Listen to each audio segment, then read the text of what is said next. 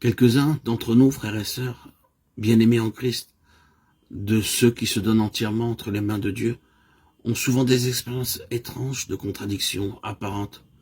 Nous pouvons avoir le sentiment très clair de ce que Dieu nous demande et pourtant l'impossibilité absolue de le faire. Aucun chemin n'est ouvert, toutes les portes sont fermées. Il y a des délais à respecter, la patience est nécessaire. Que cherche donc le Seigneur? Il veut tout simplement nous exercer à la prière. C'est le premier effet, ou ce devrait être le premier effet. Nous faire entièrement entrer dans l'importunité.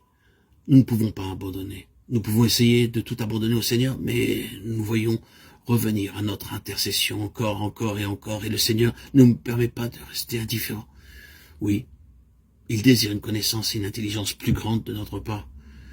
Cela est lié à toutes les voies du Seigneur à notre égard, et une chose que nous avons faite dans notre expérience, mais qu'il nous sera bon d'avoir plus clairement définie dans notre pensée, c'est que nous ne pouvons pas apprendre les principes divins, ni obtenir la connaissance spirituelle dans les livres, ni par la lecture.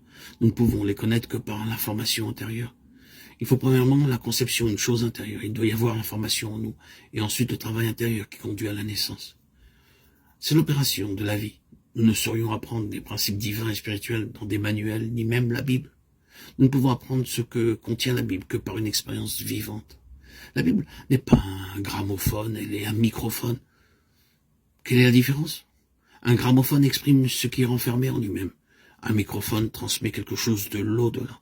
La Bible n'est pas un gramophone. Il nous est donné par notre lecture de la parole quelque chose de l'au-delà pour notre intelligence. Nous pouvons avoir de la Bible une connaissance de gramophone, c'est-à-dire nous pouvons connaître la Bible de part en part comme un livre, en avoir les analyses et les diagrammes les plus merveilleux, tout en restant encore, pour tous les buts pratiques et spirituels de manière vivante, très peu utile au Seigneur. Mais si nous possédons une compréhension de microphone de la parole, nous avons les Écritures, mais bien plus, si Dieu nous parle par les Écritures, nous les recevons de manière vivante. Lorsque nous étions enfants, nous avons tous pris au bord de la mer des coquillages et les avons appuyés à notre oreille pour entendre le bruit de la mer. Nous avons rapporté chez nous, dans la ville, les coquillages et les avons mis à notre oreille. Nous avons toujours entendu le bruit de la mer. Est-ce vrai? C'est une illusion enfantine. Lorsque nous sommes enfants, nous avons apporté les coquillages dans la vie et nous croyons entendre le bruit de la mer qui est tout accumulé dans ce coquillage et que nous n'avons qu'à le mettre à l'oreille pour l'entendre. C'est la pensée de l'enfant au sujet de ce coquillage. Mais ce n'est rien de pareil. Ce coquillage ne fait qu'agir comme un tuyau qui collecte les vibrations des sons atmosphériques et qui nous permet d'entendre ce que nous n'entendrions pas avec l'oreille naturelle. Le coquillage n'est rien. Il ne fait que transmettre une chose plus grande. Si nous nous approchons de la parole de Dieu comme d'un simple livre, elle sera semblable à ce coquillage. Mais si nous sommes dans l'esprit, elle nous apportera la pensée du Seigneur. Sans l'opération du Saint-Esprit à travers elle, elle sera pour nous comme tout autre livre, et nous pouvons la lire sans recevoir plus de lumière que de tout autre livre. Ce qui nous est nécessaire, c'est la connaissance spirituelle. Il y a tant de personnes qui considèrent la Bible comme un simple manuel. Ce que nous affirmons, c'est que nous ne pouvons pas connaître les principes divins, ni obtenir de connaissances spirituelles dans les livres, ni par nos lectures.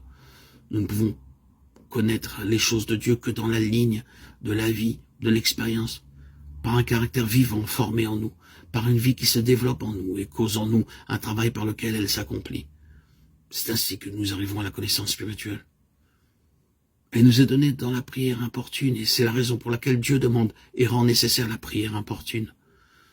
Nous arrivons à connaître, par le travail de notre âme devant Dieu, par une lente expérience d'angoisse, nous arrivons à connaître les choses spirituelles. La hâte, très souvent, à la fin, ne signifie qu'une perte de temps et nous devons revenir tout en arrière pour avoir réellement une connaissance plus pleine parce que nous avions été trop pressés. Le Seigneur doit souvent ramener ses enfants en arrière et les lier de sorte qu'ils ne puissent pas agir, les garder durant une longue période dans un exercice profond en sa présence, afin qu'ils apprennent ce qui est dans la pensée du Seigneur et qui est indispensable.